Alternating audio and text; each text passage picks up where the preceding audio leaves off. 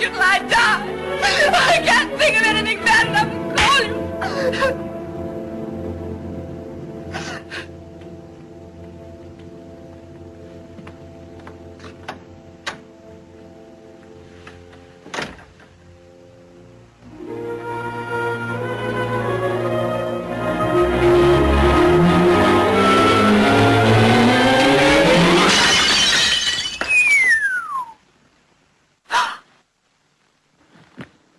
Has the war started? Sir, you should have made your presence known. E o morală aici sau? Da. Deci este un mănunchi de aur, Clark Gable, Leslie Howard, Olivia de Havilland și Vivien Leigh. Din păcate, toți au dispărut prematur, mai puțin Olivia de Havilland. Da. Lucian. Da. Pentru mine de Havilland e o marcă de avion din al doilea război mondial. Nu știu cine e Olivia asta. Da, zi. E o mare doamnă. O mare doamnă. Aștept să iasă cartea după filmul ăsta, că așa se întâmplă. Și la Halo a fost o la fel. Aici întâi jocul, după aia filmul și în final cartea. Acum o să scrie. Eu, doamnă Margaret Mitchell, care da, o scrie imediat. Deci fii atent. Joci în acest film și de după canapea, să te salveze de după canapea, iese, uite-te în plasmă, doamna respectivă. Care doamnă? Uite-te acolo. Cine e doamna asta? Martina Navratilova. Să te salveze și trebuie să-i spui ceva, improvizează în scenariu. După aia, păi da, ea iese după canapea sau eu ies după canapea? Nu, ea iese de după canapea, în cazul tău, ea iese după canapea, până la urmă te ia și de bărbat, era în film, mă rog. Ce-i spui? Ce să spun? Să facă curat și sub masă. Pentru că mi se pare că dacă s-a ocupat de canapea, să se ocupe și de restul. Vai de mine! El fiind Vivien Leigh? Da. Adică eu sunt fată și el este un băiat și îl trimit pe băiat la acolo unde îi se potrivește. Domnul Varujan Vosganian va privi în plasmă și de după canapeaua domniei sale apare să-l salveze doamna Anca Constantinescu. Deci nu, Anca Constantinescu nu a salvat niciodată pe nimeni și nici nu va face asta pentru că nu e firea ei să salveze. Asta mă gândeam și eu. Eu vreau să văd scena. Un om să neacă Anca Constantinescu pe mal. Nu, păi nu. Zi-mă, cu cine votezi, mă? Cum? Hai, cioc cu mic. Deci, cam asta. Deci, avocatul dumneavoastră a vorbit. Dacă mă trezesc, nu fac decât îmi desfac, doar cum era machiaj. Da. Liana Dumitrescu. Pac, de după canapea, Sorinel, copilul de aur, apare Salvatorul Vrei să știi că prima oară când îl văd pe Sorinel, copilul de aur, așa arată el, că e real. Acum vrei să te mări, spui, da! Am crezut că e o legendă.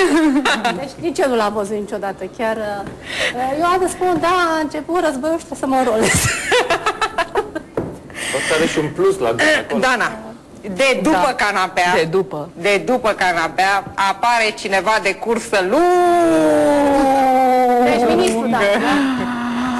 Strânge și tu cioburile în locul meu. Liana Dumitrescu. Da. Deci pleacă Sorinel de pe canapea și se așează în locul lui, zicem că încă este posibil, uite-te în plasmă.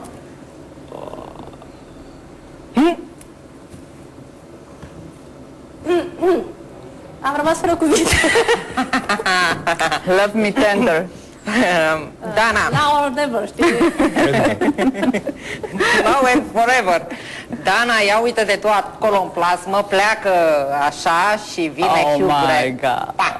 Se ridică de după canapea. Asta e înainte de scena aia din America. Oricum, oriunde și în orice modalitate, știi filmul Notting Hill ce era? Știi filmul Notting Hill? Deci... Se păstrează. Se păstrează. Ce crezi că ea spune? Așa. Ce crezi că ea spune? Stay with me forever. Lucian, fii atent, de după canapeaua ta. Forever e să nu ține mult. Așa, zi. De după canapeaua ta, Andreea! zâna noastră se ridică să te salveze ea. Andreea, sunt un copil, salvează-mă, te rog. Mai salvează-mă o dată. Și când ai terminat să mă salvezi, o să rămân nu mă abandona. Domnul Varujan Vosganian, de după canapea se ridică Greta Garbo.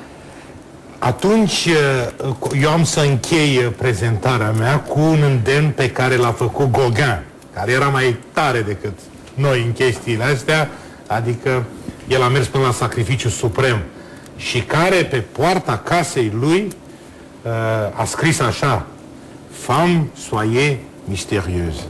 Socotind că misterul este cea mai puternică armă a femeii. Cea mai puternică armă a bărbatului e fantezia. Fantezia bărbatului și cu misterul femeii fac ca doi și infinit să fie la fel de mari. Astfel încât Greta Garbo, în acest fel, e chiar expresia misterului, o femeie niciodată descoperită până la capăt, și când omenirea aia cât pe ce să o facă, ea s-a retras în discreție și nimeni nu știe dacă a murit, orba, probabil că n-a murit niciodată. Din această cauză nu avem mistere, ca să vă dăm posibilitatea asta de fantezie. Exact. Cea mai puternică armă a bărbatului este cardul de credit și cea mai puternică armă a femeii este POS-ul din magazin. Deci vă rog să tăiem această replică pentru că eu eram acolo în poezie. Ne luăm la revedere acum, nu uitați, săptămâna viitoare avem o ediție specială pentru că este cea de Crăciun. Iar pentru că mă simt vinovată, știu eu de ce, l-am încurcat un pic pe domnul Vosganian, l-am întârziat de la niște treburi foarte importante, îmi permit să-mi cer scuze pe încă o melodie a prietenului domniei sale. Toată lumea poate să danseze. La revedere! On s'asseyait enfin devant un café crème, épuisé mais ravi, fallait-il que l'on s'aime et qu'on aime la vie.